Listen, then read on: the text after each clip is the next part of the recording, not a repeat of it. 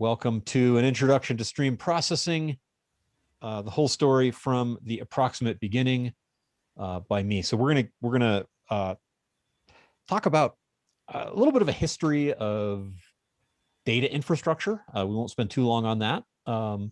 And I want to tell you something about how Apache Kafka works as infrastructure and as an ecosystem. And I'm going to take that and really try to project where I think architectures and data infrastructure are going. So you should have a good overall view of what people mean by stream processing, how Kafka works, how it is you run Kafka, why it's an important technology to know about, and really just kind of what's going on in historical context.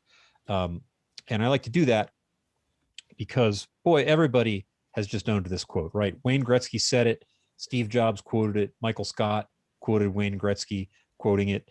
But if you're a person who builds systems, you do want to build things that will be easy to change, and things with architectures that will be extensible and just durable. That means you do have to make guesses about what architecture will be current in 10 or 20 years, because a lot of the systems we build last that long or even longer. It's chilling to think about, but it is real. And the way I view the world generally, and the way I think about intellectual history, is that it's hard to understand where we are and imagine where we are going to be, this whole skate to where the puck is going to be, without understanding where we've been. So yeah, sure, Wayne, Steve, Michael, you don't want to skate to where the puck has been, but you do have to know something about where the puck has been to be able to make predictions about where it's going to be. That's I guess a Newtonian observation, and one I think applies more broadly. So let's look at some history here. E.F. Codd coined the term relational database back when maybe a Sears or JCPenney catalog would have had a picture like this in it. Men wore clothing like this. 1970. That's when the term relational database was, and that mathematical model was created. That's just 2 years before I was coined. So it's got some miles on it. There were databases before relational databases, of course, but the relational one is the paradigm that that ended up dominating. And it was actually 1979 that we saw the first recognizable commercial release of the Oracle database. So from published paper to sort of viable product, 9 years. And folks, this wasn't an obvious choice at this time. 1979, this was one of many database paradigms, and it was a new one. It was one that you had to kind of convince people to think about. Not like I was writing, enterprise software in 1979. I didn't even, my VIC-20 was not to show up under my Christmas tree until 1982. But yeah, this was a new paradigm then. It ended up dominating, though. It was the place that data went, and it was the sort of thing that you built applications around. Very quickly, by 10 years later, 1989, 1990, this wasn't so much a question. Databases were relational. That's what you did, unless you were doing something large with a mainframe.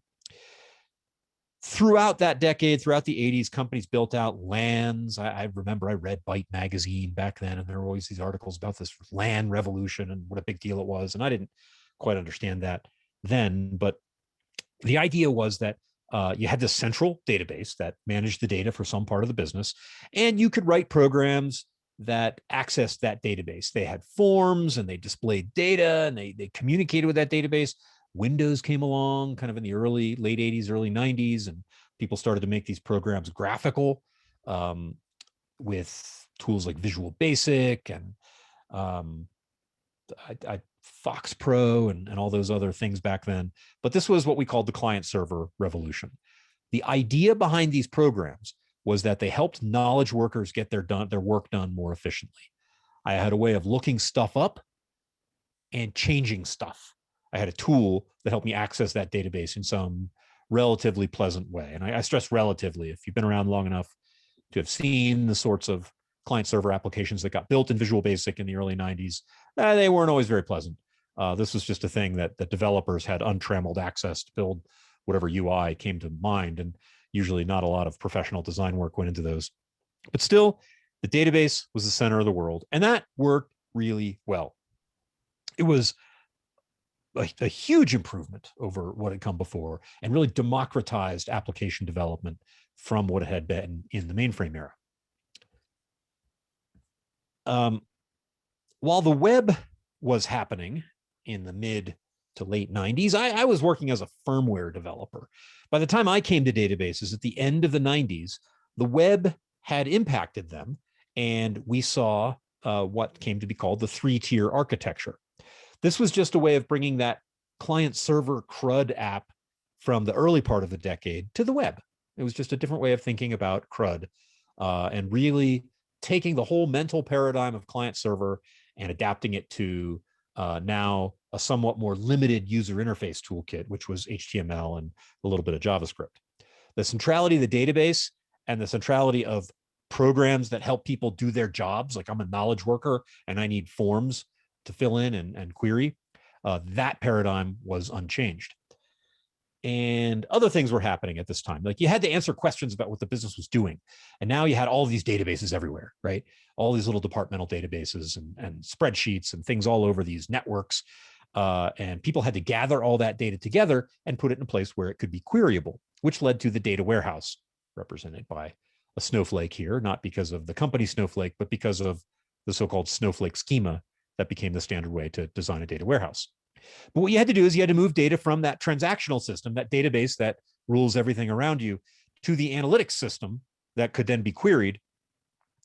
Because, you know, real engineering constraints, and I think to some degree real mathematical constraints and economic constraints, won't let us build one system that does both. So this was a whole new discipline, of data warehousing, and a whole new operational and engineering expense, the data warehouse. Also latency, right? Because now the business does stuff. I can't really tell what it's doing right now. Tomorrow I can tell what it's doing, which was good enough. And hey, you know, before you had a data warehouse, if you had this excellent high performance X-ray vision into what was happening yesterday, that seems like a huge improvement over the life you had before. So again, we look back on this kind of thing, we think, oh man, 1 day of latency. How did our forefathers survive? By forefathers, I mean, in some cases, younger versions of ourselves. But it was a real innovation at the time and a really important thing. But not everything was good with this architecture, because suddenly you had a global audience and the so-called web scale phenomenon, if you remember this video from 10 years ago or so. What worked for client server applications, the kinds of architectures that worked well for that, what we call departmental scale, did not work at web scale. So the pressure was really, really on this paradigm of central database that rules everything, single application that owns that database. So we'll just start calling it the monolith, right? That pressure was mounting on this paradigm. Yeah, so the early to mid 2000s, cracks were showing, but we had no idea how bad it was going to get as soon as mobile devices entered the scene. So these led to increasingly real-time requirements. The whole pattern of interaction with a mobile phone is that I expect it to wiggle when something happens. I expect notifications. I'm giving a talk right now, so I got my notifications silenced. There are like 6 people have tried to Slack me since this presentation started. They're just going to have to wait. But I mean, I joke, but that's the whole notion of carrying a mobile device, is just like a phone rings when somebody wants me. Now, when any of the, say, 15 applications that I use on a regular basis, when they want me, they tell me. And that data warehouse 1 day latency for reports, that pressure turned into now everything has to happen right now. So the general notion of putting data somewhere in a table and going back to it later to get it when I need it, that worked really well in the client server era, when basically what programs were forms for knowledge workers to do their job. Editing rows in a table worked well there, but the real-time requirements of mobile and the information culture that has grown up around mobile are more about processing events. They're not about creating, reading, updating, deleting rows. They're about processing events. And it seems like the recent history of information technology is apparently terrible. if anything, if my story is true. But we realized that monoliths, that single program that owns the database, they really became too complex to maintain as one piece. We came under pressure to deploy software more rapidly than monoliths would allow. Increasingly, our software came to be accessed through the form of the website, right? People don't think of themselves using a program; they think they're using a website, and we're under pressure to change the features of that site more than once a quarter or once a year. And so to manage complexity and get things to deploy fast, we found that breaking monoliths up into lots of little pieces was helpful. It helped us, allegedly was going to help us change the software more quickly and manage complexity more quickly. But getting those pieces talking again turned out to be more difficult than it seemed at first. So microservices, lots of promise, but it wasn't really clear how we should integrate those services in a way that wasn't terrible. So looking back at our paradigm and thinking about where we're going to go from here, let's think for a moment about what a database is. A database is a model of things. And you can tell this because when you start architecting a monolith, often you start, at least I do, maybe this is just me, but I don't think it is. You start by thinking about the structure of the data. And in my head, whether it's on a whiteboard or a piece of paper or not, there is an ERD forming. And an ERD is a model of what things are and what their properties are and how those things relate to one another, and the way they collect one another, the cardinalities of those relationships. So the idea of thinking about data as things is the paradigm we've received. Perhaps a better paradigm, I'm going to suggest, is data as events. So I don't start my architecture work thinking about what is. I start my architecture work thinking about what happens and what I have to do in response. The result of that is a series of streams. Now, things don't go away. Dirty little secret, there are still things in the world, but an event-first perspective probably works better given the real-time pressures that we're under and the pressures we're under to manage large, complex apps, and the solution we've adopted, which is to break them into pieces. So if you want real-time results, if you want microservices that work, you're probably going to want to think of events first. So with that, let's talk about Kafka. Before I dive in, I just want to take a quick breath, let you take a quick breath. Everybody got any questions? I can take those. All right.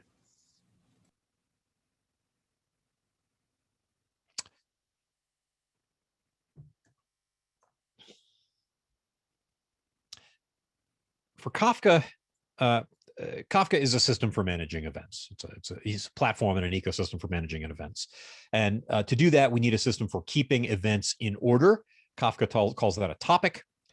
And a topic in Kafka is not like a topic in an enterprise message queue. It's more of a log. And so when messages land in that log or events land in that log, they're stored in order. And they're stored durably. So when I read messages, as we'll see later, they don't go away. I put them in the topic. They stay in the topic for as long as I've configured that topic to keep them. That can be infinity. It can be years, it can be hours, it can be minutes, it can be whatever you want. But data lasts in there for a configurable amount of time. Now, it would be no good if that was the whole story. Just think in terms of implementation for a minute. This is a log, right? So it's going to be a file on disk. Obviously, Kafka, is a distributed system, so there's going to be a bunch of nodes working together. But I don't want to create a limit on the reading and writing capacity of a topic or the size of a topic if I want to retain a lot of data for a long time. That's just one that will fit on one disk or one machine's storage system. So what we do is we partition topics. I'm able to take that log and split it up into pieces. Let's try that again. There, split it up into pieces.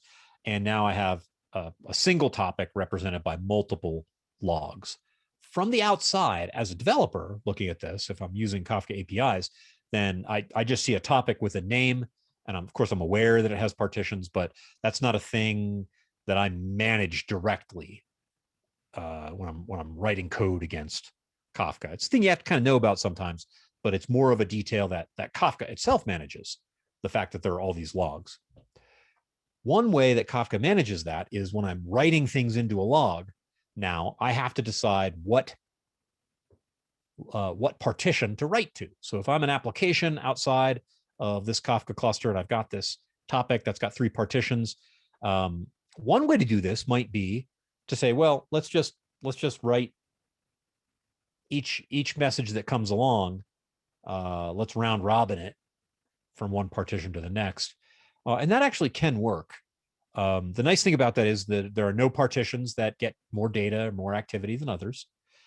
And I kind of lose any kind of strict ordering guarantee. I still have a basic ordering guarantee. You know, stuff closer to the front is newer than stuff at the back. I've got, you know, roughly, I know that's true, but I don't have any kind of strict ordering. If I need strict ordering, well, then I have to take a look at the structure of the messages a little bit.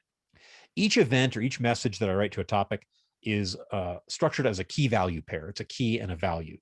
So that value is just the serialized state of whatever it is. We are a smart thermostat household. Maybe that's a bad idea. I don't know, but it's nice to be able to set timers, and you know, it's wintertime, it's cold. I want to get out of bed. I'll turn the heat up before I get out of bed. It's kind of cool just for my phone, right? But that smart thermostat is probably going to phone home and report back to headquarters every once in a while with some information about itself and temperature and humidity and the status of the heater, the furnace and the air conditioning and all that stuff. But it's going to also have a key. That thermostat surely has some unique device ID. So if we use that unique device ID as the key, and all of those smart thermostats were doing that reporting, and what Kafka's going to do is hash that key, and on the basis of that hash value, assign a message to a partition. So showing the keys as shapes, because they, you know, GUIDs or UUIDs are just hard to represent on a screen here. But like, you know, all those solid squares, they always land in partition 0, and they always will. So that means I know, say that represents the Tim's house thermostat. I know those will always be in order in that partition. I don't know that they're going to be in strict order with respect to somebody else's thermostat, but that's okay if that's what I need. If I just need them ordered per device, I get that ordering. So you have to think about keys a little bit because they determine how things are ordered, but you do get some ordering back through that mechanism. All right, topics, rehashing a little bit. Topic is a log. Don't call it a queue. It's not really a queue. You can kind of make a topic act vaguely like a queue, but it's not one. It really is a log, and that difference is consequential for the kinds of software architectures we can build on top of Kafka. There is an ordering guarantee per partition overall. There's not a strict ordering guarantee, but ordering is strict per partition. Logs, what do we know about logs? They're append only. We can't go put stuff in the middle. We can't go delete stuff from the middle. If you're deleting stuff from the middle of a log, you're probably covering up a crime. You don't want to do that. So yeah, logs are append only. And that means that we have very predictable reading and writing, and actually pretty high performance reading and writing as well. What's the downside of this? The bummer about logs is that you can't query them. I cannot ask this partition or this topic for all of the messages from my thermostat between midnight and 6 a.m. That's not a query that you can run on a log. I can only start at some point and then scan, which is a terrible way to live. We're going to have to do better, and we will do better, don't worry. So logs are a good fundamental abstraction to go at the bottom of the system, but we have to build layers up on top. One such layer is the producer. I was just showing you writing things to a topic, but that program has a formal name. It's called a producer. That's an application that writes to a topic. That uses a library, just an API that you depend on and you code against to do all of the partition assignment and connection pooling and other stuff that goes on in the process of writing. Bunch of plumbing that you don't want to do. So producers, that's a client application. This is your code. This is not Kafka. You're using a Kafka library, but it's your infrastructure. Puts messages into topics. As I said, handles all the plumbing. Apache Kafka, the open source thing, supports Java. Confluent supports libraries in languages, the .NET platform, C, C++, Go, Python, and various other languages are supported in the community, pretty much anything you want. All right, that's giving. Now let's look at receiving. Maybe better to give than to receive, but it's more difficult to receive than to give when it comes to Kafka. There's a lot more complexity in the consumer. All right, so we got this same topic, 3 partitions, and imagine you got one consumer, just one application using the consumer library. That consumer is reading now, and it just needs to read from all 3 partitions. It's going to reach out and ask the cluster, say, hey, I would like more messages from this topic, and it will get messages. Now, it's not going to know what order they're in from partition to partition, but it does have the guarantee that anything that arrives from partition 0 is going to be later than anything that previously arrived from partition 0. The ordering guarantee holds, but all 3 partitions will be consumed by that single thread.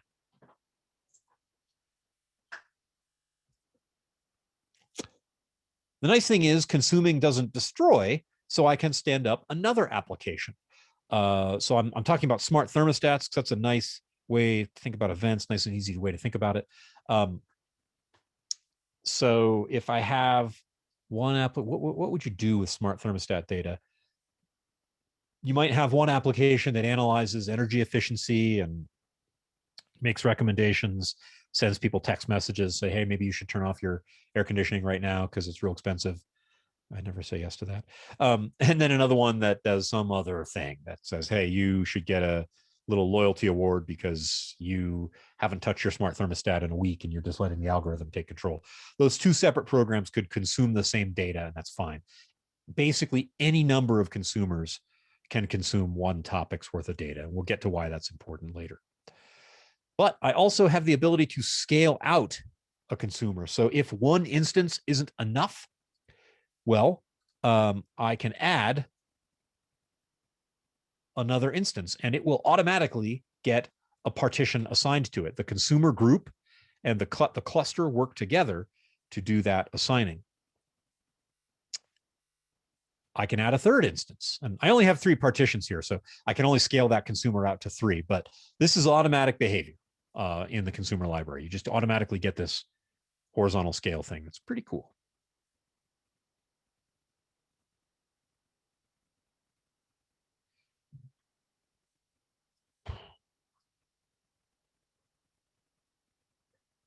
Okay, consumers, wrapping up. Client application, just like the producer, this runs on your infrastructure, reads messages from topics. The library handles all the network plumbing and partitioning and transactions and stuff. Horizontally and elastically scalable. If your application is stateful, it doesn't do a lot to help you. So that's an important note, and because most applications are stateful.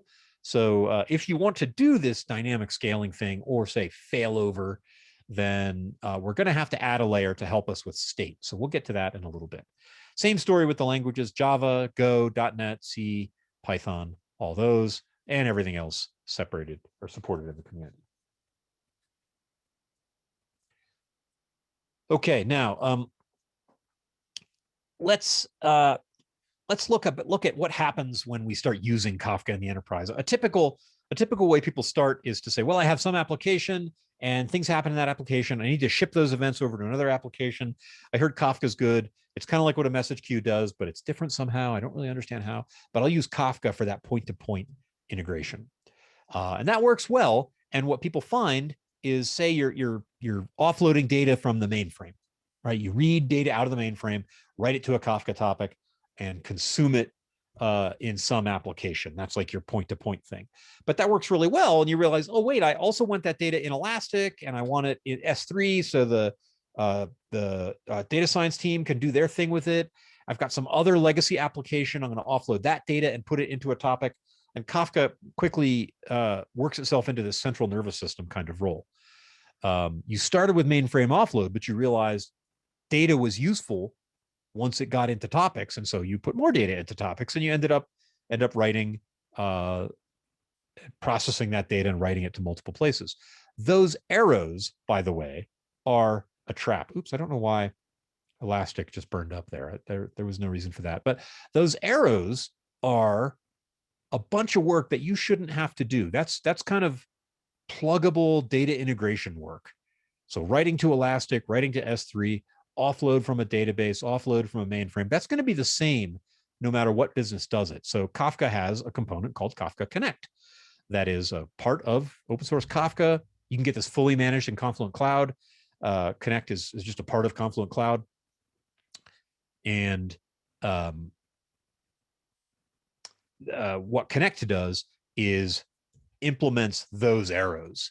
So instead of you having to write data to write to S3, write to Elastic, read from some database, capture all the changes, all that kind of stuff, Connect does that for you in a pluggable way. So you deploy a Connect server and install pre-built connectors to it, configure them, and that data integration happens either into Kafka or out of Kafka.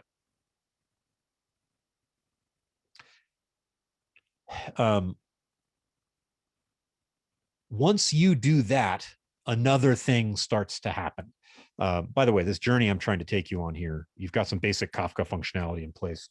And I'm trying to show you what happens when you start using Kafka.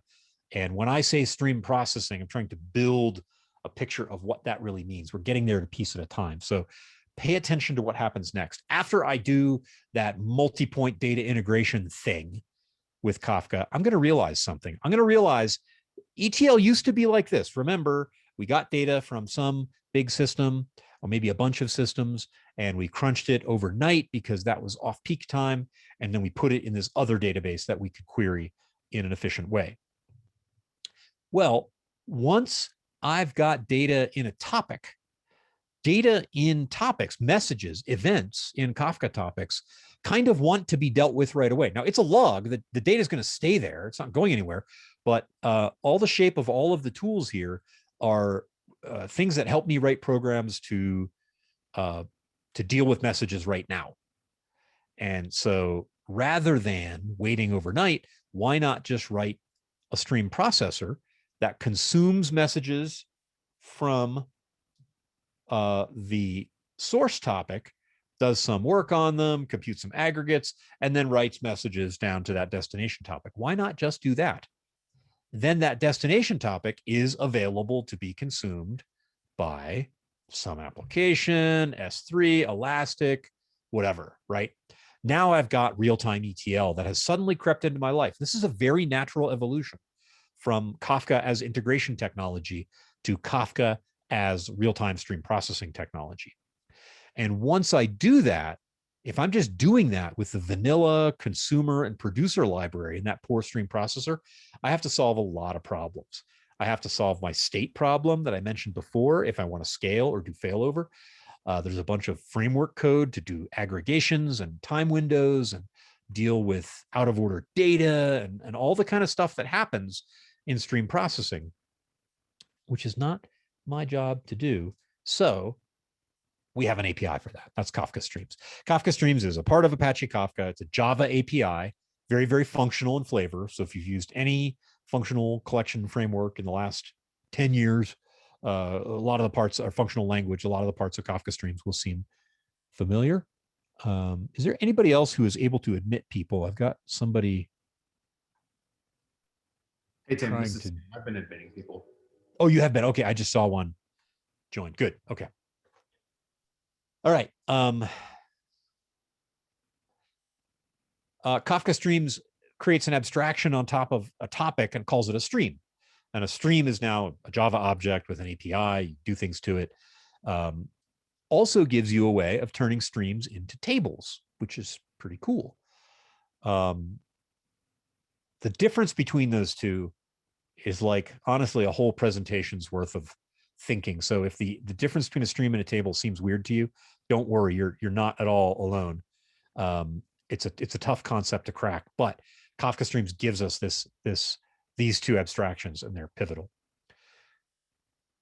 Contains an embedded state store that solves the consumer state problem. So now I can write a horizontally scalable stream processing application, and it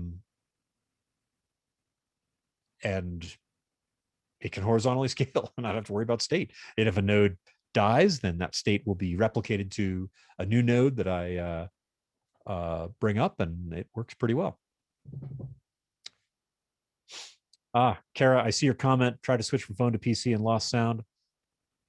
That's not fun. So I'm glad you're able to rejoin. I hope you have sound back now. Welcome back. Streams gives us all kinds of framework for computing aggregations, joining streams together, joining streams to tables, all kinds of things like this. Again, these are not all immediately intuitive concepts in this overview, but there's some good resources we have online that explain that stuff. And a big thing, I think, is that, oops. Excuse me just a moment. You aren't building all this framework code. If you thought Kafka Connect was saving you from a lot of framework code, Streams is crazy. There's just so much work that you shouldn't be doing that it saves you from doing. All that stream processing framework is a significant undertaking. So you'd much rather adopt this than write it yourself. It has a pretty cool opinion as a pretty cool architectural opinion, which is that you shouldn't have to stand up a new cluster to do stream processing. So if you look at a system like, say, Flink is designed around large, high-scale stream processing jobs.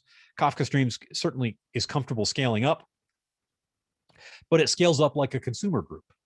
So the assumption is you're already deploying applications. You already know how to scale your consumers because that's what Kafka consumers do.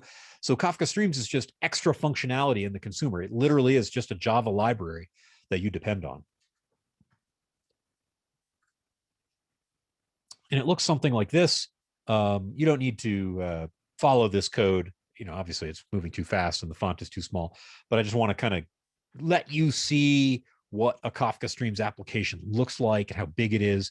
This application has two input topics, turns one of them into a lookup table and groups the other one, computes an aggregation over a field in it, and joins it to the lookup table. So that's a very, very common stream processing thing. Aggregate, group, aggregate, enrich, done. You get named average movie ratings from a bunch of raw data. Pretty cool stuff. All right, finally, KSQL DB. This is the SQL version of Kafka Streams. And same kind of thing, abstractions for streams and tables that Kafka Streams gives you. Same kind of filter, join, aggregate kinds of APIs. If the built-in SQL is not everything you need, it's extensible. You can write user-defined functions and aggregations in Java or your nearest friendly JVM language. And rather than being a library like Kafka Streams is a library if you're writing Java code, right? KSQL DB says, no, I don't care what language. The language is KSQL.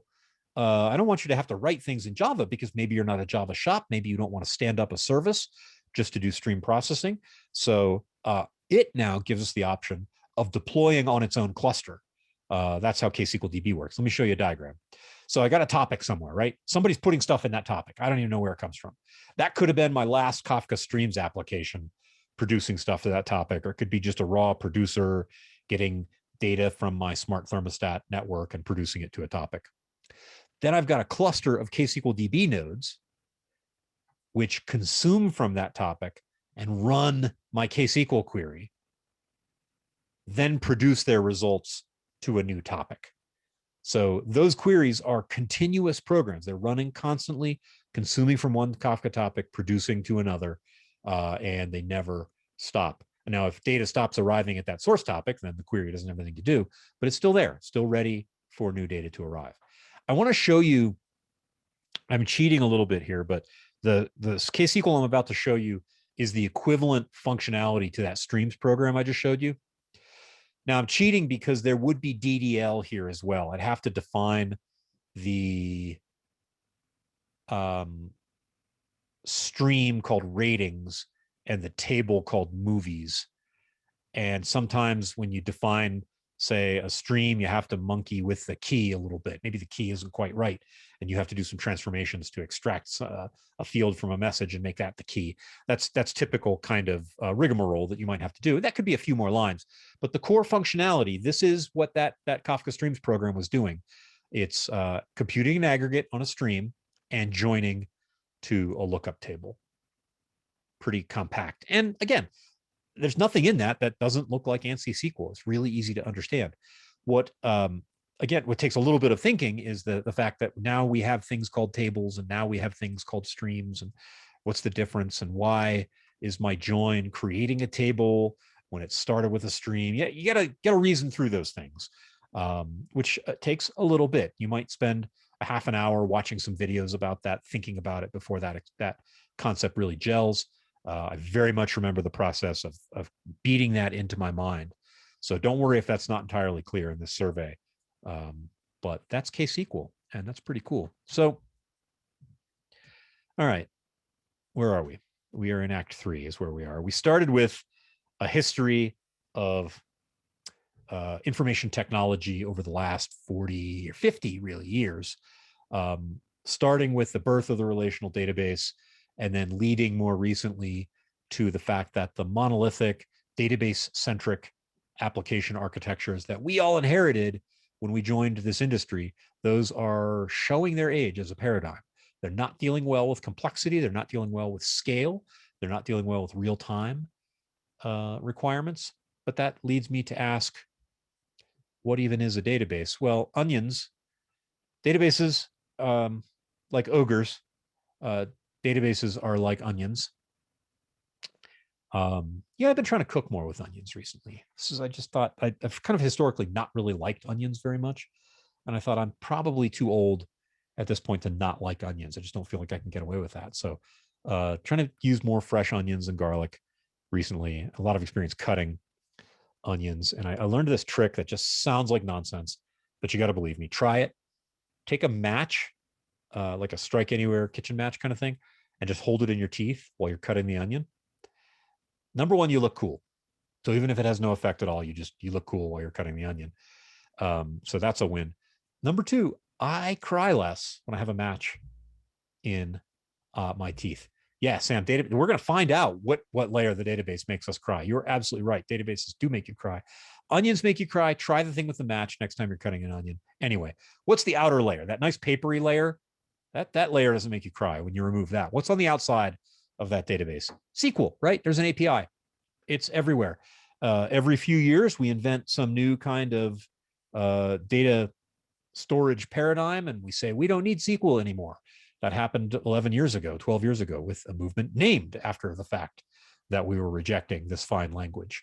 That turned out to be a bad idea. And most of those databases invented a SQL layer at some point, or their own alternative query language that frankly is the same, just expressed in JavaScript instead of SQL. That's on the outside of a database, and that's great, right? It really is. I just don't have anything bad to say about SQL at all. You peel that layer, and what do you find under that? Well, you find a data model. Tables. Tables are awesome. They're strongly typed. We have these good, easy to understand, predictable ways of modifying them. And some of the type systems, various vendor extensions to them are interesting. So tables are really great. Indexes, secondary indexes, querying, keys, all these great properties of tables. Love them, can't get enough. Peel that layer, and you're crying now because you're at the storage layer. And if you're a DBA, if you've ever worked as a DBA, this is fine. You live here. If you're a developer, then this is kind of that, there was that one time when I had to, and it was bad. And I tell stories about it. But the storage layer is all about allocating space on disk and accommodating this read, modify, write sort of thing that relational databases do. Here's a row. I want to change a part of that row. I have to go read that data off disk, change that part, write it back. Dealing with that is complex and vendor dependent, implementation specific in every way, and is generally difficult. What's under that layer though, folks? Now that you're crying, now that you're all thinking of that one summer that you had to get into the MySQL storage engine, and it was my ISAM, and you've never been the same. What's underneath that layer? a log. Literally does not even matter what kind of database it is. It can be any relational database. It can be MongoDB. It can be Neo4j. It could be Cassandra. Pick something. Mutations get logged. There's a write-ahead log where things are written. And then all this other stuff, it's almost as if we're taking that log and building up views of it. Because what did I say about topics at the beginning? What did I say about logs? That they're simple, they're append only, they're efficient, they're predictable, and it kind of sucks to read them because all you can do is scan them. You wouldn't want to, that's not a product. You wouldn't want to present that to the world. You would present tables to the world. Tables are a very friendly interface.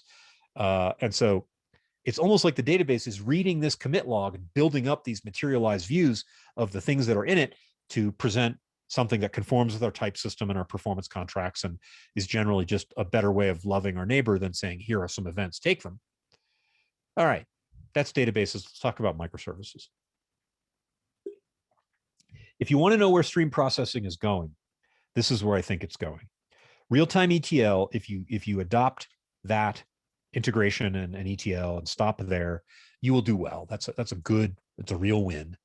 But I don't think that's the whole story that event streaming has to tell. And a complete platform like Kafka, there's lots of ways to do stream processing. All this stuff, there are various cloud services, there are other open source on-prem solutions. But to make all this happen, you need all these components of the platform that I've been talking about. You want them all in one place. And architecturally, what I'm about to show you is where I think this is going. So let's build a system. Let's build an e-commerce system with microservices. And I'm going to do it without events first. So there's no Kafka. I've got some order React front end, and that throws little pieces of JSON at a web service for orders, and that validates them and writes them to a database. Good. Okay. I like it. Well, we need to get paid. So orders is going to make a synchronous RPC call, because that feels like before I was doing microservices, method calls and other modules looked that way. They were synchronous. So I'm going to do the synchronous call to the payments service. And it's going to go reach out to the payments gateway, which is also probably synchronous, unavoidably. Unfortunate, but there you go. And the payment will clear, and the payment service will synchronously call the shipping service. Well, the shipping service wants to tell the warehouse to ship the thing, but all it has is a user ID. It doesn't have a name and address. And so the shipping service has to, yes, synchronously call the user's service. Now, the user's service also has a web front end, because I need to be able to change my address, create my account, delete my account. I need to be able to do all those things. And so that local users database is what the user service maintains. The web front end can mutate that database. The shipping service can query that database. So we look up the user by ID, return to the shipping service synchronously on that RPC call, some serialized version of that user object, and our saga is over. We can ship the stuff, and it's a relief. It seemed like it took a lot of work to get there. If anybody on this call is actually in retail, maybe it takes more than 4 services to get this work done. I'm willing to acknowledge that, but for illustration purposes, this is good. Notice though, it's the synchronous calls are a little temperamental. If the user service is down for some reason, I can't ship product. And presumably all these synchronous calls are waiting all the way back up to orders. So orders can say, oh, okay, everything's okay. User, your order can proceed or has been submitted. But if one of those calls breaks, that failure will cascade down the line. And I can't very well just make a copy of the user's data. That's a mutable update in place data store. I'm not really supposed to do that. And having services share databases was one of the ways people failed with microservices initially. So let's refactor this to messages or to events.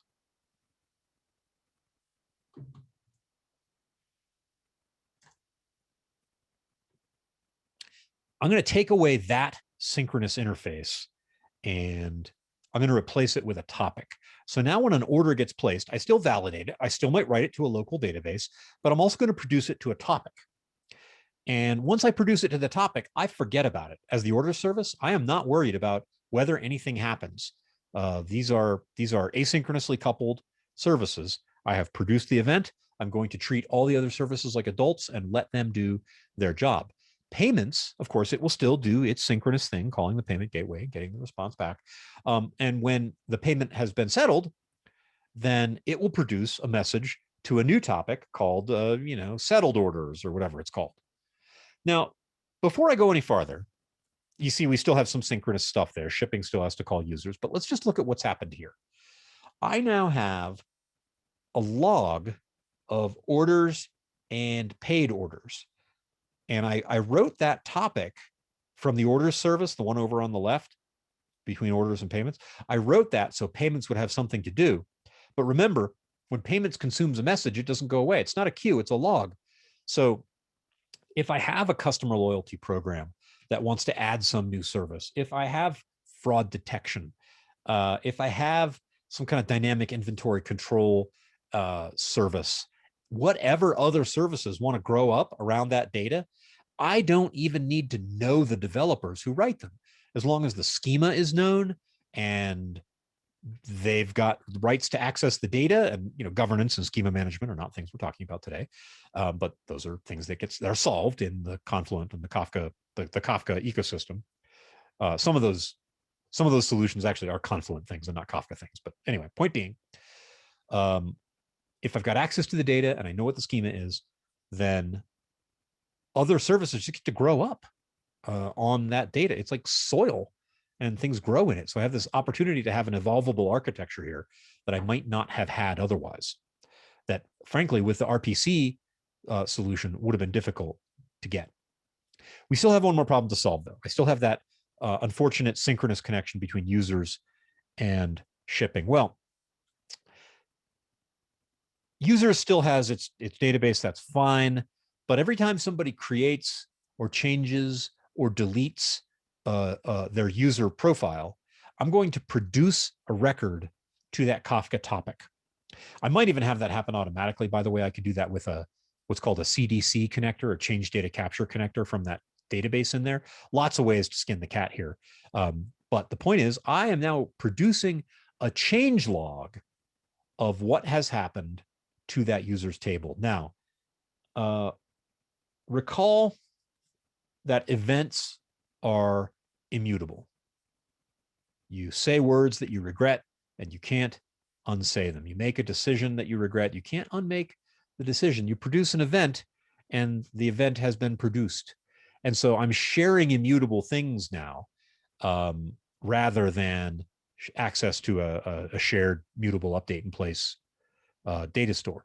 I've got this event log, this change log of what's happened in the database. So, Cindy, I see your question. I'm going to get to it in just a second. Remember we talked about Kafka Streams and KSQLDB and their stream and table abstractions? Using that, I can create a safe read-only copy of that data in the shipping service by sharing that log of immutable events. And I do that in a completely safe way. Where is it eventually consistent? Yeah, sure it is. Is that going to matter here? No, it's not. And do I have a data integrity problem? Absolutely not. I don't have a data integrity problem because I'm sharing immutable events. And that is a certain amount of history with immutable data structures has showed us that is a much safer thing to do. So this is a key problem that's solved here in microservices, which is not how to decompose systems functionally, but how to get the data to go along for the ride. Because it's easy to do the functional decomposition, but often multiple services want to share data, like you see here with users. Well, I have a pretty clean way of making that happen now. Cindy, could you give me an example of an error case? The way we handle errors is probably not too different than any other way you would. Like if there's a message that you consume and it doesn't validate, you can't do anything with it. Okay, let me I'll try event duplication in just a second here. If there's a message that say shipping consumes and it doesn't make any sense, I can't use it. Well, I have two options. I can ignore it, or I can put it in what's called a dead letter topic.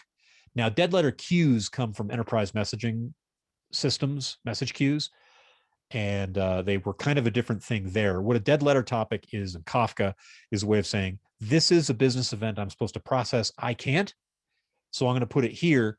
And I only do that when there is a process for a human to go manage the exception, generally speaking, right? Because the computational solution failed. I don't know what to do with it. I can't do anything with that message. So I put it over here, and then there's some interface where a human can say, oh, look, this is an order that didn't ship because this was wrong. Let me correct it and reproduce it to that topic, and it'll work. So to be somewhat philosophical about this, the computational process reached a dead end. And so a mental process has to take over. That's the idea behind a dead letter topic. Event duplication. That is a larger topic, Cindy, called, well, there's an API and a set of features in Kafka called exactly once processing that allows us to set up a transaction between a particular producer and a consumer that ensures that duplicated messages are not processed twice. Messages will be duplicated. That's a necessary logical consequence of distributed messaging. But with that transaction API, there's a way of preventing the consumer from processing that message twice. I hope you don't mind my mildly hand-wavy answer to that. If you Google EOS or exactly once semantics, there's some great presentations by Gwen Shapira and blanking on his name, and that's so rude. This is being recorded. It'll come to me in a minute. I'll shout out his name randomly. Anyway, Gwen's got a good talk on that. So, it's not just evolvability. The whole real-time analytics thing we were talking about before, that is also enabled here because all of my interaction between services is happening through topics. So I can do analytics on the data in those topics in real time. No, Jim, it's not Kai. It's Jason Gustafson. He's an engineer. He's a highly distinguished engineer, not with that title, because we don't have that title here, but he's just a super distinguished engineer. Jason Gustafson, exactly once. So yeah, once we build things on services in this way, we have access to real-time analytics as well. All right. Oh, Dave actually typed that name in. Good job, Dave. I didn't see you typing that. I just saw it. Maybe I saw it subliminally, and that's how I got the answer. Thank you, Dave. All right, let's go back and just kind of recap, finishing up here. What have we learned? Databases are very good things. Notice Kafka doesn't make databases go away. I had two of them in that diagram before. They were local to services. They're important. We need relational databases in our systems. They just end up being things that we load up from data in topics. We have this log that forms the system of record, and we use that log to build up what is effectively a materialized view in a relational database. But we need those relational databases. But architectures that are based on databases don't handle complexity well. They haven't responded to real-time requirements well, or the pressures of scale all that well. So I should say, however, inside of databases, we see an architectural paradigm. Remember, we were peeling the onion. We found a log, and we found all these views computed from what's in that log. That is an enduring architectural paradigm that I think is forming a great pattern on which to build systems. We don't start by thinking about what is. We start by thinking about what happens, and then we infer what is by what happens. So things are inferred from events. We look at data event first rather than object first. The trend is definitely towards smaller programs. Smaller programs talk to each other by exchanging events. That is me trying to avoid saying microservices one more time, but this really is where stream processing is going. Microservices are happening, and they're happening to us to a large extent, And it seems that stream processing is the paradigm that's helping us handle them, helping us handle scale, the requirements of real time, management of complexity, all those things. That's where the puck is going. We see where it's gone, and I very much see it going here. So if you want to learn more about this stuff, I've said a lot of things. Can't tell you about streams and tables, can't tell you about schema registry. Well, here's a place where you can go and you can learn about these things. So check out developer.confluent.io. You can learn more about Kafka and Confluent Cloud, other parts of the Confluent ecosystem and Kafka ecosystem. Let me get to some questions now. All right. Slides available for download. Yes. Somebody hit me up. If you email me, I will email you slides. Happy to give you a PDF of these. Dave says, don't watch that now. You're exactly right, Dave. Don't. But you should watch it exactly once. Hey, Tim, if you want to send them to me, I can post them to everybody. You got it, Dave. Is there a recommended large data set or data generator for Kafka learning purposes? Okay, Robbie, if you sign up in Confluent Cloud, you will get $200 per month of free usage credit for the first 3 months. And there is a Kafka Connect connector inside of Managed Connect. So in Confluent Cloud, Kafka Connect is a managed service. One of the managed connectors is our data gen connector. So you can select from a number of baked in schemas that'll produce events, sometimes at a really good clip. So if you want to get most bang for your buck for your free Confluent Cloud usage, don't go too fast. But yes, that data gen is there. Data generator is there. Data generator is also available in GitHub. You know what you should do?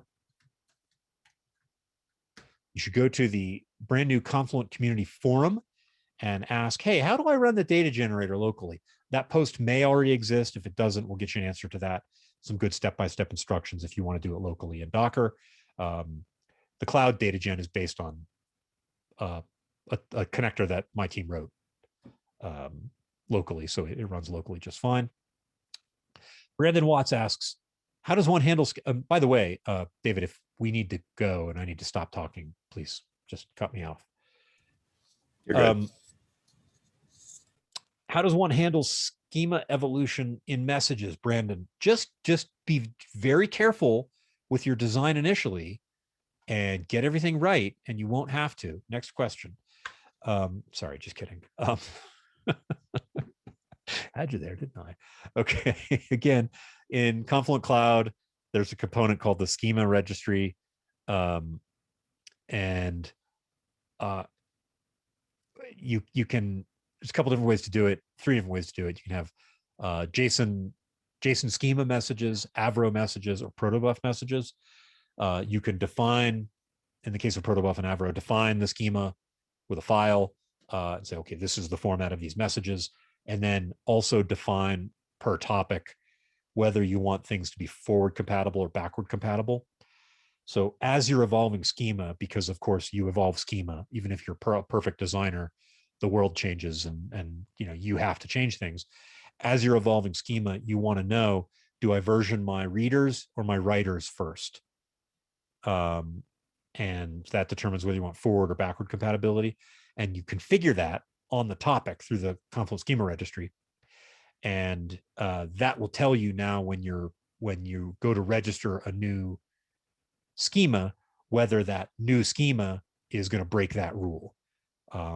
You are still responsible for schema evolution, obviously, for versioning consumers and versioning producers and knowing the order in which to do that. So it's not like, oh, just use schema registry. It's all automatic. What schema registry does is tells you when you've screwed up. It tells you when you've broken the rules that you set in advance. So you're not going to deploy a consumer or a producer that will explode down the line. They just fail right off the bat. Dave, thank you. I was also going to point to, if that's not a talk by me, Dave, then I'm offended. But Michael Knowles, Kafka base, it's Ben. Ben's my boss, so I guess that'll do. Michael Knoll had a series of blog posts last fall that purported to be something like the basics of Kafka or the basics of streams and tables or something. Dave, if you can possibly find those, that's Prasad asked, what's the difference between, somebody asked that, or am I getting that? Oh, no, Prasad asked the table concept in Kafka. How different is it from the Delta table concept in Delta Lake?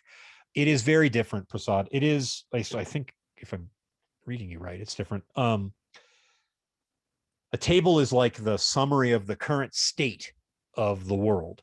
The events are describing what's happening. Say, my thermostat.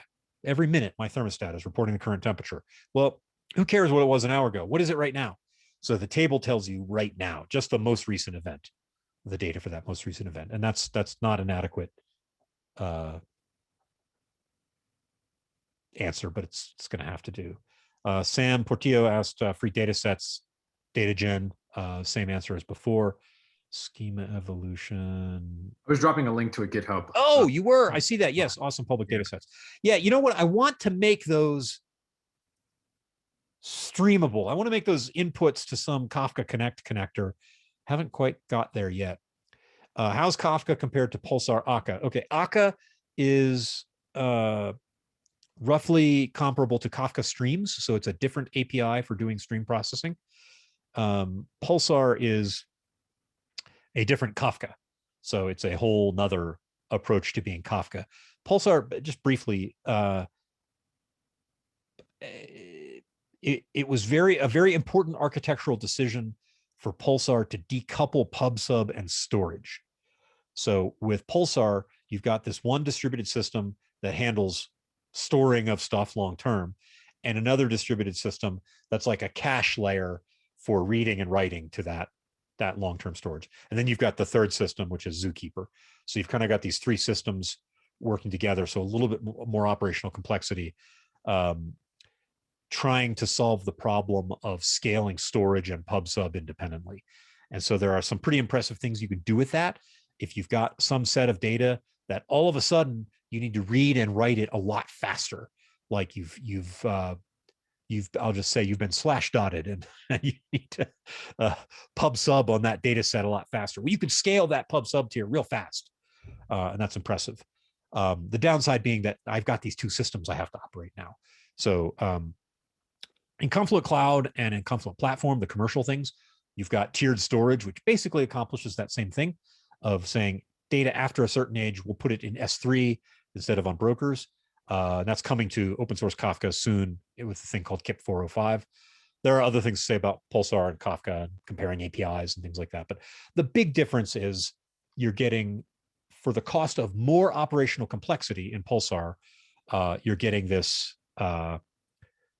different kind of scaling properties for storage and PubSub. All right, did I miss any questions? I don't think so. Anything else before we retire for the evening? Hey, Tim, thanks for being here.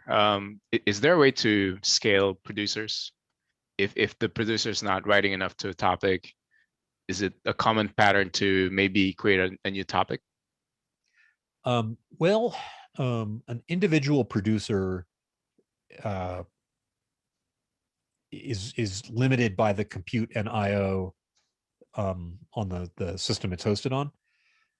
You can have many producers writing to one topic. So if a producer was exhausting a topic, like the cluster couldn't keep up, that would tell me that you just didn't have enough partitions, right? So you should make a new topic that has more partitions, migrate the data, and that producer will probably be okay at that point.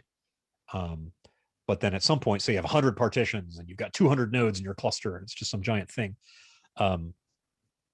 Then one producer might be able to exhaust itself writing to that. And so you'll have to figure out, if you've got some real fire hose of data, you'll have to figure out some way of partitioning on the input to your consumers and then scale out your consumers. You can have multiple writing to a single topic. So that, I always like it when I literally wave my hands in answering your question.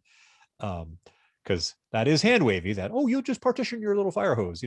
I don't know. That might be hard. I don't know what it's structured like, but assuming that's possible, you've got kind of no real theoretical upper bound on producer scale. Thank you. You got it. And just buy bigger instances. Make scale up before you scale out. All right. Hey, thanks for the shout outs, Mark and Cindy. Very grateful that you guys were all here, and always happy to share with the community. Remember, Confluent developer.confluent.io. You must go there. Forum.confluent.io for your questions. And everybody have a great Tuesday. Tim, I agree. Buy bigger instances, right? So easy. Sales guy always says buy bigger. The beauty of Confluent Cloud, you don't have to. Elastically scales up and down. You don't have to do that. You don't think about that inside the cluster. Producer is still your problem, but inside the cluster, you never should think about that. You are a professional writing applications. You are not an infrastructure provider. That's for somebody else to do. So, talk to Jim, right? Thanks so much, Tim. All right, folks. You guys have a great night. Thanks everyone. Dave. Thanks, guys. Thank you. See ya. See you all next month.